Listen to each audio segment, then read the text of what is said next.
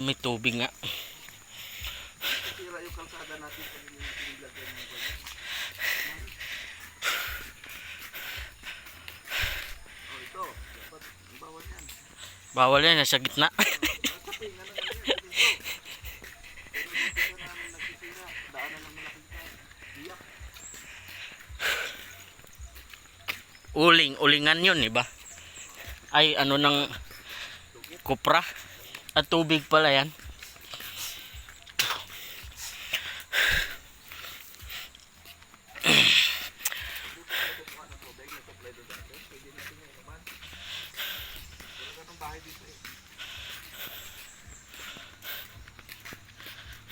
Pwede naman yun doon sa bahay natin kung may filter eh. Pero wala na. Contaminate na yun ng kuwan ng manok. Manukan. Doon sa baba ng manukan yun eh. Nagsama na, no? Kaya madumi. Andun na yung bodyguard namin, nauna na. Ibang klaseng bodyguard yun. Bodyguard namin, nauna na, iniwan yung ano, contractor.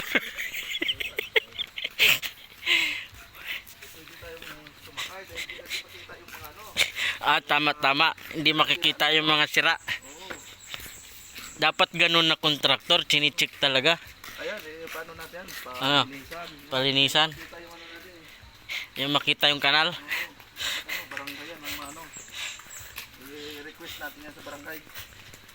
Na Bay, every month ay magkaroon ng ano. clearing. Yan, bawal yan. Clearing. Yan yung mga dumi ng ano. Oh. Yun yan. Yan lang sa kanal. Aba, mahigpit yung kontraktor namin. Yung engineer namin, walang approve lang agad sa kanya. Yan. Papalitan natin yan. Ito, oh. Yan, dito, sa gilid. Yan, batong kaminit ang magkainom yan.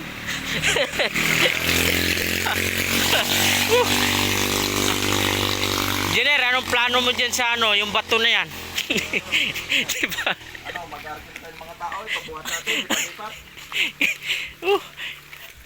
Kalaki-laki ng... may ano kasi, ano to, baliti?